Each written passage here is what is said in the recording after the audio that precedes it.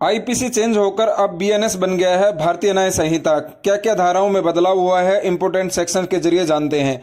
हत्या मर्डर पहले 302 में था, अब बीएनएस में 103 में है। नेग्लिजेंसी डेथ 304 ए में था, अब 106 के अंतर्गत है। हत्या का प्रयास करना 307 में था, अब 109 में है। आत्महत्या के लिए उकसाना पहले 306 के अंतर्गत था, अब 108 में है। आत्महत्या का प्रयास करना सेक्शन 309 अब 226 है। मारपीट 323 अब 115 है। जान से मारने की धमकी देना 506 था, अब 351 सब सेक्शन 2 और 3 में है। रोबरी 392 था, अब 309 है। चोरी 379 था, अब 303 है। झपटमारी अब नया ऐड किया गया है सेक्शन 304 के अंतर्गत। लूट के दौरान हत्या पहले 394 था, अब 309 सब सेक्शन 6 है। डकैती 395 अब 310 सब सेक्शन 2 है। डकैती के दौरान हत्या 396 था, अब 310 सब सेक्शन 3 है। चीटिंग 420 अब उसको 318 में गिनेंगे। फोर्जरी 465 अब उसको 336 में देखेंगे। कूटरचना फोर्जरी जो 466 467 68 था, अब वो 337 338 के अंतर्गत आ गए हैं। क्रूएलिटी की डेफिनेशन पहली बार एडिट की गई है इसमें, जो 86 के अंतर्गत है। टेररिस्ट एक्ट जो 113 के अंतर्गत है। मानहानि जो सेक्शन 500 था, अब 356 है। उन धाराएं जो पहले आईपीसी के अंतर्गत परिभाषित थी, अब उनको बीएनएस के अंतर्गत परिभाषित किया गया है। हमने समझा है कि उनके अंदर क्या बदलाव हुआ है और अब वो किन धाराओं किन सेक्शन के अंतर्गत आते हैं और हमें किस तरह से उनको याद करना है। दोनों के अंदर कंपैरिजन करते हुए हमें याद रह जाएंगे, क्योंकि हम एकदम से बीएनएस की सारी धाराएं याद नहीं कर पाएंगे। तो आईपीसी के जुड़ाव के साथ में हम उनको आसानी से याद रख सकते हैं।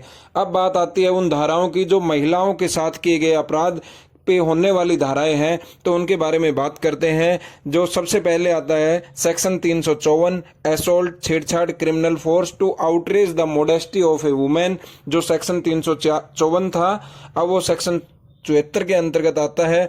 इसके बाद सेक्शन 354 ए जो पहले था सेक्सुअल हरिसमेंट, अब सेक्शन 75 बीएनएस के अंतर्गत आता है। डिसरोब करने के आशय से किसी महिला के ऊपर हमला करना, जो पहले सेक्शन 354 बी था, अब सेक्शन 76 बीएनएस के अंतर्गत आता है। ताक झाक करना जो 354 सी था, अब 77 बीएनएस में है।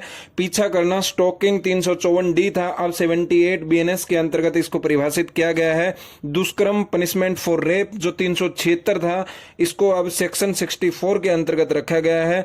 दहेज हत्या जो सेक्शन 304 बी था, अब उसको सेक्शन 80 के अंतर्गत बीएनएस में परिभाषित किया गया है। गैंग रेप जो 376 D D A D B था, इन सभी धाराओं को सेक्शन 70 बीएनएस के अंतर्गत रखा गया है। शब्द अंग विक्षेप या कोई भी ऐसा कार्य जो महिला की लज्जा या उसके आदर को कम करता है, जो 509 के अंतर्गत आईपीसी में था, अब 79 बीएनएस के अंतर्गत है। नाबालिग का अपहरण जो सेक्शन 363 आईपीसी था, अब पति या पत्नी द्वारा एक शादी में रहते हुए दूसरी शादी करना जो पहले सेक्शन 494 आईपीसी में था, अब वह 82 बीएनएस के अंतर्गत बताया गया है। पति या रिश्तेदारों द्वारा क्रूरता जब 498 ए के अंतर्गत उसको हमने पढ़ा है, अब वह 85 के अंतर्गत परिभाषित किया गया है। गर्भपात कारित करवाना 312 आईपीसी में था, अब 88 बीएनएस के अंतर्गत आता है।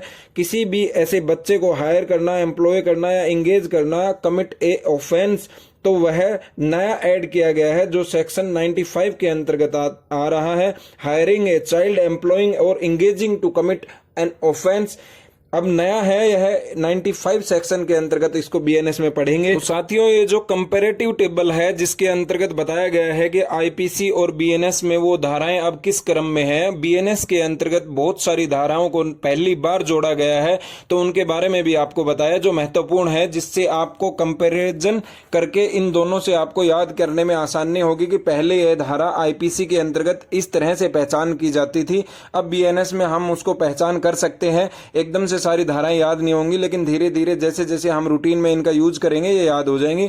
आशा है आपको यह वीडियो अच्छा होगा। Thank you so much. जय हिंद दोस्तों।